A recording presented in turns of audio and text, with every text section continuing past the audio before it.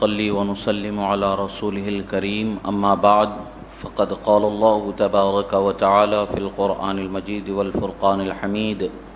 أعوذ بالله من الشيطان الرجيم بسم الله الرحمن الرحيم اذهبوا بقميصي هذا فألقوه على وجه أبي يأت بصيرا صدق الله مولانا العظيم وصدق رسوله النبي الأمين الكريم ونحن على ذلك لمن الشاهدين والشاكرين والحمد لله رب العالمين۔ ایک مرتبہ عقیدت و محبت کے ساتھ درود شریف کا نذرانہ پیش کریں۔ اللہم صلی علی سیدنا نبینا مولانا محمد عدد ما فی علم اللہ صلاۃ دائمۃ بدوام ملک اللہ وعلی آلہ واصحابہ اجمعین۔ ایک مرتبہ اور نبی اور آل نبی پر درود شریف پڑھیں۔ اللہم صلی علی سیدنا نبینا مولانا محمد عدد ما فی علم اللہ صلاۃ دائمۃ بدوام ملک اللہ وعلی آلہ واصحابہ اجمعین۔ اللہ رب العزت کا بے پناہ شکر احسان کہ اللہ رب العزت نے ہمیں اس کے حبیب کریم صلی اللہ تعالی علیہ وسلم کا سچا چاہنے والا بنا کر دنیا میں بھیجا، اور دنیا کی زندگی جو اللہ نے ہمیں بخشی اس کے حبیب کی محبت والی اور دین کی پاسداری، دین کی حمایت کرنے والی زندگی اللہ نے بخشی۔ یہ اللہ رب العزت کا بے پناہ شکر احسان ہے کہ اس نے ہمیں یہ ایسی نعمت لازوال سے مالا مال فرمایا جو قیامت کے دن بھی ہمیں کامیابی دینے والی ہے، دنیا میں بھی کامیابی دینے والی ہے، قبر میں بھی کامیابی دینے والی ہے، حشر میں بھی کامیابی دینے والی ہے۔ یہ وہ نعمت لازوال ہے جسے دولت ایمان کہتے ہیں۔ اسی کے حصول کے لیے لوگوں نے اپنی زندگیوں کو آزمائشوں سے گزار کر کے، اپنے آپ کو پریشانیوں سے گزار کے، مصائب و آلام سے گزار کے اس کی حفاظت کے لیے شہادتوں سے بہرور ہوئے، اور جن کو یہ دولت مل گئی ہے وہ اس کی حفاظت کرتے رہے اور اپنی زندگی بھر کے لیے حفاظت کرتے رہے اور کامیاب زندگی گزارتے رہے۔ آج ان کی زندگیاں ہمارے لیے نمونۂ عبرت ہے۔ اولیاء اللہ یہ ہمارے سب سے بڑے اس منزل کے نشان ہیں، نشانیاں ہیں کہ جن کے نقش قدم کو دیکھ کر کے ہم ایمان کے حفاظت کا سلیقہ سیکھتے ہیں، ایمان کی برکت و نعمتوں کا سلیقہ ہم جانتے ہیں۔ ایمان کی سلامتی یہ سب سے بڑی سلامتی ہے، اور یہ ایمان کی سلامتی کیسے ہوتی ہے؟ اللہ کے محبوب بندوں کی صحبت اختیار کرنے سے، اولیاء صالحین سے وابستگی رکھنے سے یہ چیز حاصل ہوتی ہے۔ صراط مستقیم پر چلنا بھی ہمارے لیے اللہ نے جو متعین فرمایا، اس کی نشانی اللہ تبارک و تعالیٰ نے اپنے انعام والے بندے انبیاء، صدیقین، شہداء، صالحین کو اللہ تبارک و تعالیٰ نے فرمایا، اور انہی کے نقش قدم پر چلنا ہمارے لیے صراط مستقیم ہے۔ اپنی راہ کی پہچان یہ اللہ والوں کو اللہ نے بنایا، اور ہمیں اللہ کا شکر ہے کہ اللہ نے ہمیں اللہ والوں سے محبت عطا فرمائی ہے، اللہ کے ولیوں سے محبت عطا فرمائی ہے۔ اللہ کے ولیوں کی محبت یہ ہمارے لیے رحمت کا ذریعہ اللہ نے بنا دیا ہے۔ اللہ کے ولیوں سے محبت رکھنے والے لوگوں کا ایک طریقہ ہوتا ہے کہ عام طور سے ساری دنیا میں لوگوں کو، اہل سنت کے وہ لوگ جو اولیاء اللہ سے وابستگی رکھتے ہیں، عقیدت و محبت رکھتے ہیں، ان کا وسیلہ بناتے ہیں، ان پر الزام شرک و بدعت کا دیا جاتا ہے، اور ان کو دین سے باہر کرنے والے، اہل سنت سے باہر کرنے والے جملے جو ہوتے ہیں وہ شرک و بدعت کے، حرمت کے ایسے خطرناک کلمات کا استعمال ان پر بڑے بے باک انداز سے کیا جاتا ہے کہ جس کا انہیں ڈر ہی نہیں ہوتا ہے کہ یہ جملہ بول دیں تو اس سے ہمارا کیا نقصان ہوتا ہے ناحق کسی کو بولنے پر، مگر وہ اپنی عاقبت کو اللہ کے بارگاہ میں جواب دہ ہیں، وہ اپنی عاقبت کے ذمہ دار ہیں۔ ہمیں اس کی فکر نہیں ہے، ہمیں تو اپنی فکر ہے، اپنی قوم کی فکر ہے، ہمیں اپنی قوم کو وہ بات بتانی ہے جو حق و صحیح ہے اور خدا و رسول کے قانون کے دائرے میں ہے، شریعت مطہرہ کے دائرے میں ہے۔ اللہ کا کلام ہمیں بتاتا ہے کہ اللہ کے محبوب بندوں سے تعلق رکھنے والی چیز میں بھی اللہ تعالیٰ نے برکت عطا فرمائی ہے۔ اللہ کے محبوب بندوں میں برکت ہونا تو طے ہے ہی، اس کے ساتھ ساتھ اللہ کے محبوب بندے جس جگہ بیٹھ جائیں وہ جگہ برکت والی ہے، جو چیز ان کے بدن سے لگ جائے وہ جگہ برکت والی ہے، دعاؤں کے قبول ہونے کی جگہ وہ ہو جاتی ہے، برکت و شفا کے ملنے کا سبب وہ لباس ان کا ہو جاتا ہے، وہ چیز ان کی ہو جاتی ہے جس سے ان کے بدن مبارک کو نسبت حاصل ہو جاتی ہے۔ اللہ تبارک و تعالیٰ نے قرآن مجید میں اس کا ذکر فرمایا، واضح ثبوت فرمایا۔ قرآن ہمارے لیے سب سے بڑی حجت ہے، قرآن سے بڑی کوئی دلیل ہمارے لیے نہیں ہے، اس لیے کہ قرآن ہمارے خالق رب العالمین کا فرمان ہے، جس نے ہماری ہدایت کے لیے اپنے پیغمبر آخری نبی محمد عربی صلی اللہ تعالی علیہ وسلم کی ذات بابرکت پر نازل فرمایا، اور قیامت تک کے لیے یہ ہمارے لیے مشعل راہ ہدایت ہے، اس سے ہم سر منہ انحراف نہیں کر سکتے، ایک بال کی نوک کے برابر ہم اس سے دور نہیں ہو سکتے۔ اللہ تبارک و تعالیٰ نے قرآن مجید میں فرمایا، استعینوا بالصبر والصلاۃ، اے لوگو مدد مانگو نماز سے اور صبر سے۔ اور پھر اللہ کا یہ فرمان ہمیں بتاتا ہے کہ ہم جانتے ہیں کہ نماز خدا نہیں ہے، صبر خدا نہیں ہے، یہ ہمیں معلوم ہے۔ ہم اللہ کی مخلوق سے اگر مدد مانگتے ہیں، اللہ کی مخلوق سے مدد مانگنا مطلقاً اگر شرک ہوتا تو اللہ تبارک و تعالی ہرگز قرآن میں صبر سے مدد مانگنے کا حکم نہیں دیتا، نماز سے مدد مانگنے کا حکم نہیں دیتا۔ پتہ کیا چلتا ہے؟ مدد مانگنا دو طریقے پر ہے، ایک جس سے مدد مانگی جا رہی ہے اسے خدا سمجھ کر کے مدد مانگنا، یہ اللہ کے علاوہ کسی کے لیے جائز ہی نہیں ہے، جس کسی کے لیے بھی یہ مانگے گا وہ شرک ہونا اس کے لیے لازم ہوگا۔ اور ایک وہ ہے کہ اللہ کا بنایا ہوا سبب جان کر کے، دنیاوی وسیلہ یا ذریعہ جان کر کے، اللہ کی طرف سے دی ہوئی طاقت و قدرت کو ہمارے لیے وہ استعمال کرے گا، اس نیت سے جان کر کے، یعنی خدا نہ جانتے ہوئے خدا کی دی ہوئی طاقت سے وہ ہماری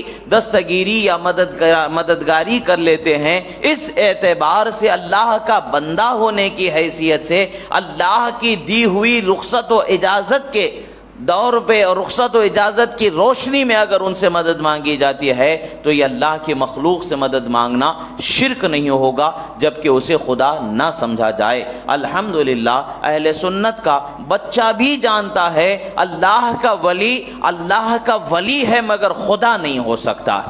ولی اللہ کا محبوب بندہ ہے مگر خدا نہیں ہوتا ہے، ولی اللہ نہیں ہوتا، وہ اللہ کا محبوب بندہ ہوتا ہے، اللہ کا پیارا بندہ ہوتا ہے۔ اگر اس نے کہہ دیا کہ حضور یہ میرا معاملہ حل فرما دیں، اس کا مطلب یہی ہوتا ہے کہ آپ دعا فرما دیں تاکہ اللہ تعالیٰ آپ کی دعا کی برکت سے ہمارے معاملے کو حل فرما دے۔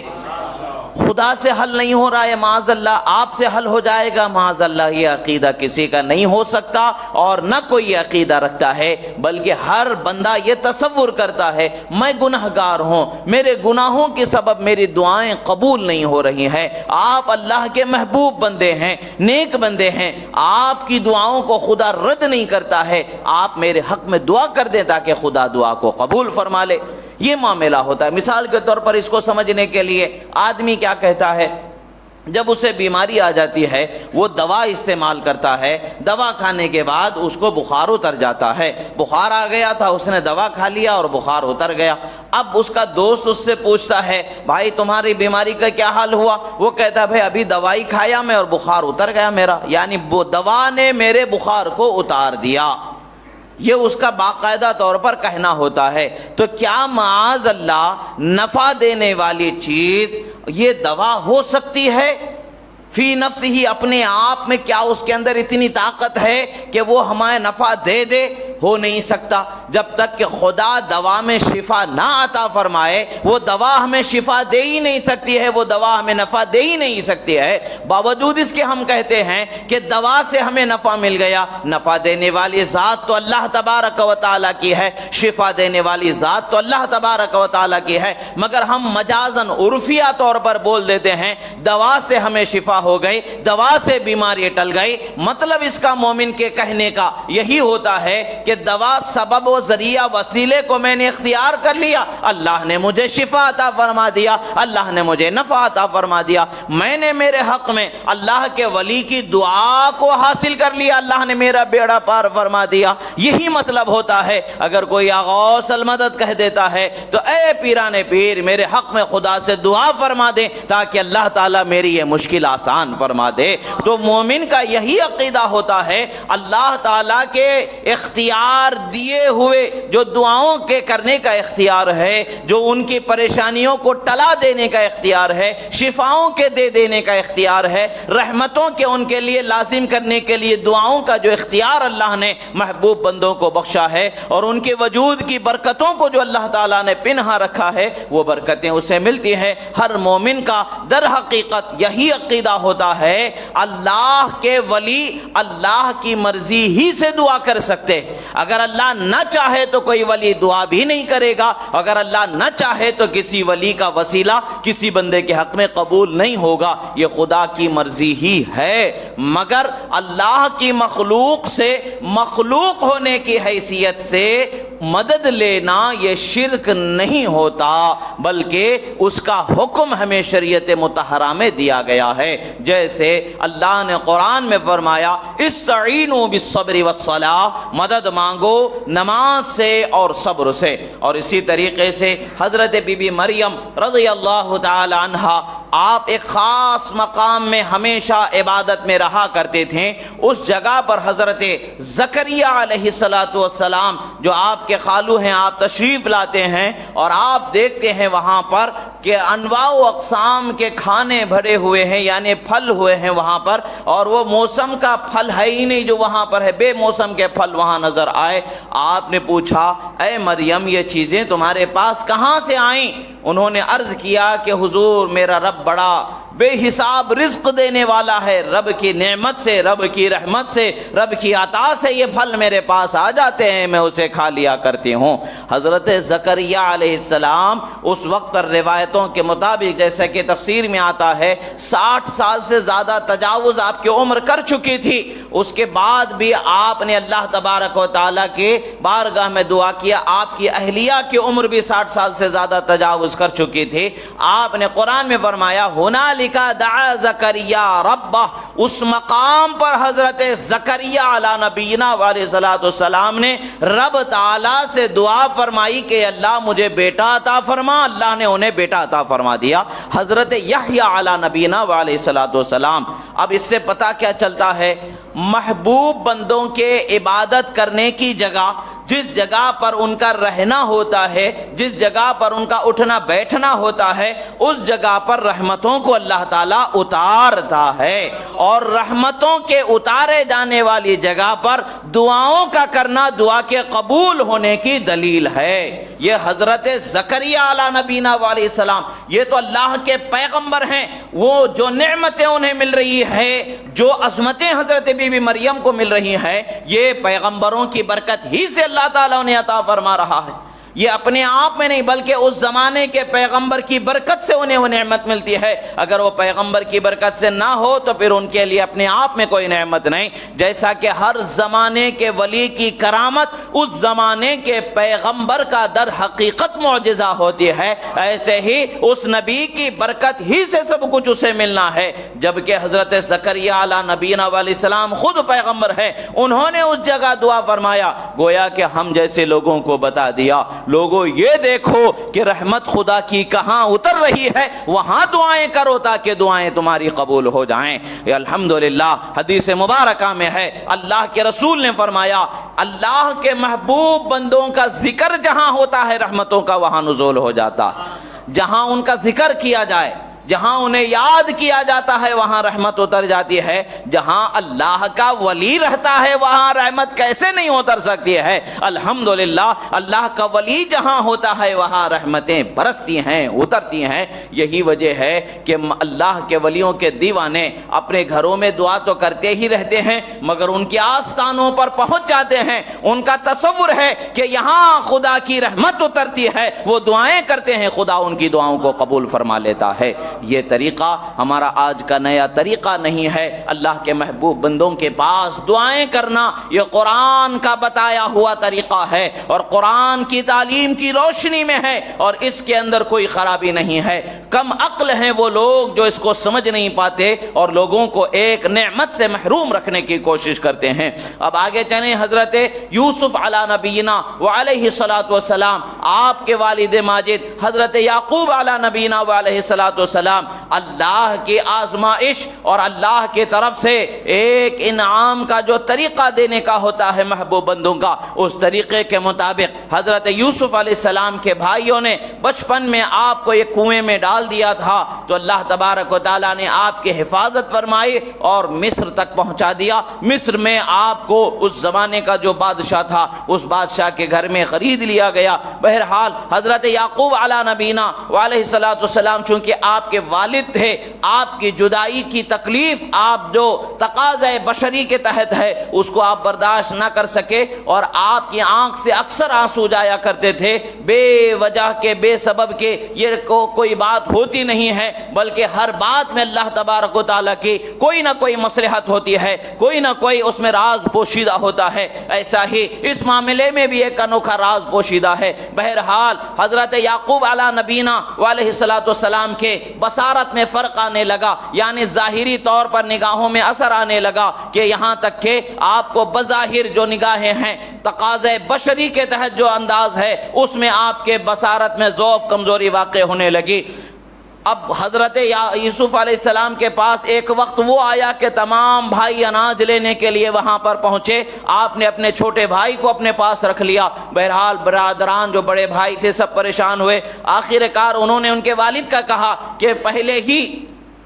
حضرت یوسف علیہ السلام کے جدائی کے غم میں آپ کی آنکھ سے اس قدر آنسو بہے ہیں کہ آپ کی بینائی پر فرق آ گیا ہے، اب چھوٹے بھائی کو بھی ہم چھوڑ کر کے ان کے پاس جانے کی ہمت نہیں رکھتے ہیں۔ حضرت یوسف علیہ السلام نے اپنا جبہ انہیں عطا فرمایا، کہا قرآن میں اس کا ذکر ہے، اذهبوا بقمیصی ھذا فالقوه علی وجه ابی یأتی بصیرا، کہا کہ میرا یہ جبہ لے جاؤ اور میرے والد کے چہرے پر ڈال دو، فوراً اللہ تعالیٰ ان کی آنکھوں کو پھر ویسے ہی فرما دیے گا جیسے میرے ان سے جدا ہونے سے پہلے ان کی آنکھوں کا حال تھا۔ حضرت یوسف علیہ السلام کا جبہ جب ان کے پاس لے جایا جانے لگا، حضرت یعقوب علیہ السلام نے فرمایا کہ مجھے یوسف کی خوشبو آ رہی ہے۔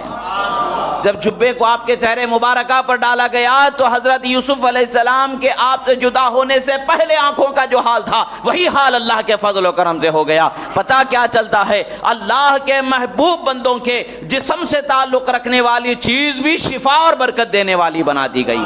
اگر اس چیز میں کوئی فائدہ نہیں ہے، اس چیز میں کوئی برکت نہیں ہے، تو پھر اس کا قرآن میں بیان کرنے کا کیا فائدہ ہے؟ فائدہ یہی ہے کہ قیامت تک کے کلمہ گو مسلمانوں کو بتا دیا جائے اللہ کے محبوب بندوں کا ادب و احترام کرو، کیونکہ ان کے وجود میں تمہارے لیے برکتوں کو پوشیدہ رکھا گیا ہے، رحمتوں کو پوشیدہ رکھا گیا ہے۔ یہ اللہ کا خاص طور سے انداز قرآن کا بیان ہے، ہمیں یہ ساری چیزیں بتاتی ہیں کہ اللہ کے محبوب بندوں سے وابستگی رکھنا، ان سے عقیدت و محبت رکھنا نقصان کا سودا نہیں بلکہ نفع کا، فائدے کا سودا ہے، جو سمجھ والوں کو اللہ تعالیٰ نے یہ سمجھ عطا فرما دی ہے۔ اب رہی بات احادیث مبارکہ میں، یہ تو قرآن سے، اللہ کے محبوب بندوں سے تعلق رکھنے کے لیے، ان کے وجود سے برکتیں ملنے کے لیے، اور مخلوق خدا سے، اللہ کی مخلوق سے مدد کا جو معاملہ ہوتا ہے، یہ اس مدد کو روا رکھنے کے متعلق سے بیان فرمایا گیا ہے۔ خدا سمجھنا خدا کے علاوہ کسی اور کے لیے ہو ہی نہیں سکتا۔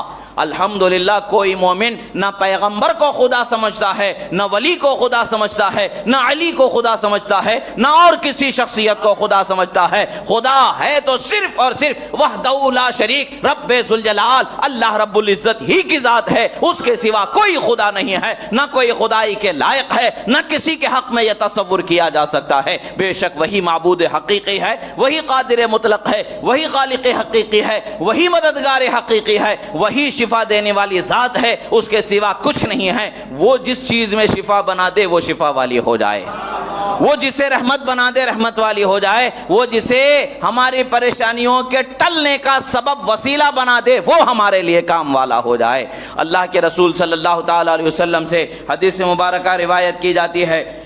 رسول اللہ صلی اللہ تعالیٰ علیہ وسلم سے حدیث مبارکہ ہے، امام طبرانی علیہ رحمت و رضوان ایک حدیث مبارکہ کو روایت فرماتے ہیں کہ حدیث مبارکہ کیا ہے؟ اذا اضل احدكم شيئا او اراد احدكم عونا وهو بارض ليس بها انيس فليقل يا عباد الله اغيثوني يا عباد الله اغيثوني فان لله عبادا لا نراهم قال طبرانی وقد جرب ذلك۔ امام طبرانی علیہ رحمت و رضوان فرماتے ہیں آپ کسی ایسی جگہ پر ہیں جہاں کوئی آپ کا پرسان حال نہیں ہے، آپ کو کوئی مددگار نہیں، آپ کا کوئی حال چال کوئی خبر لینے والا نہیں، پریشان ہے، اور آپ نے کسی چیز کو اپنی گم کر لیا ہے یا آپ کوئی پریشانی میں ہیں، اس وقت پر آپ کو کرنا کیا ہے؟ اس وقت پر کیا کرنا ہے؟ آپ کو زور سے چیخ کے آواز سے بلند آواز سے پکارنا ہے۔ کیا کہنا ہے؟ یا عباد اللہ اغیثونی، اے اللہ کے بندو میری دستگیری فرماؤ، اے اللہ کے بندو میری مدد کرو، اے اللہ کے بندو میری مدد کرو۔ سوچنے کی بات ہے، یہاں 2 رکعت نماز پڑھ کر کے دعا کرنے کا طریقہ نہیں سکھایا گیا،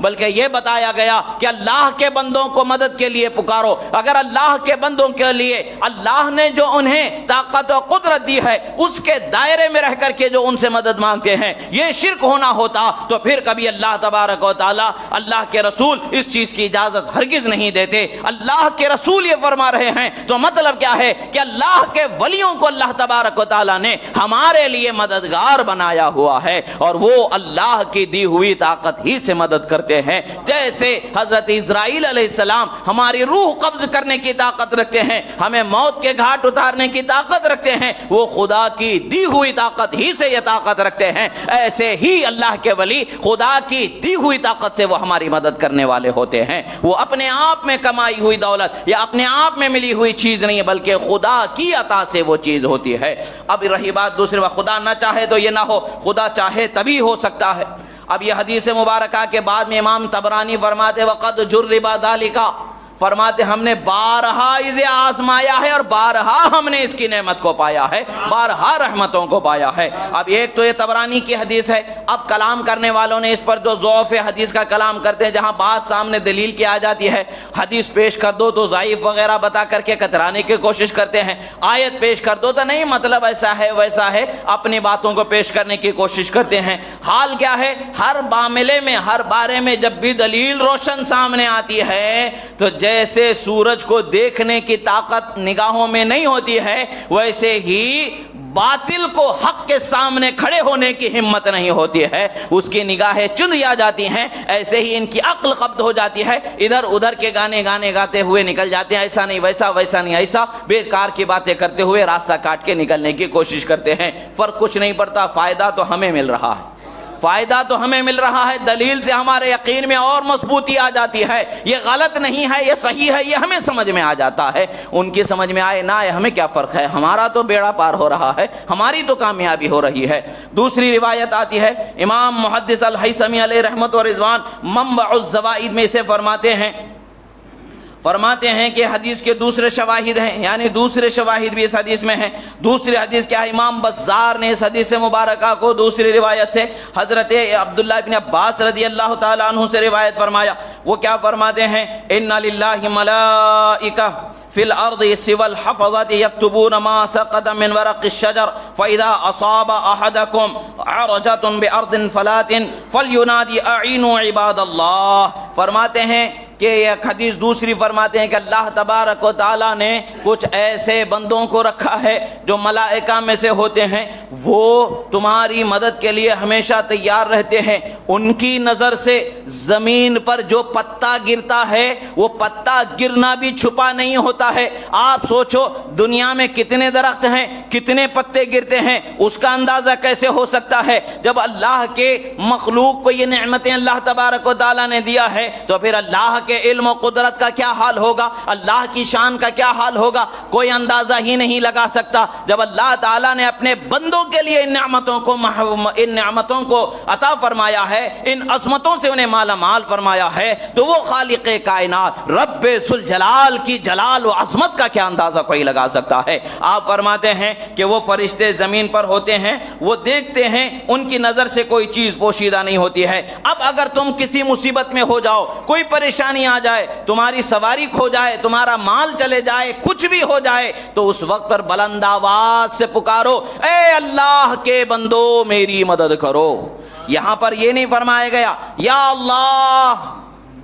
اے اللہ میری مدد کر، یہ نہیں فرمایا گیا، یہ سکھایا گیا یا عباد اللہ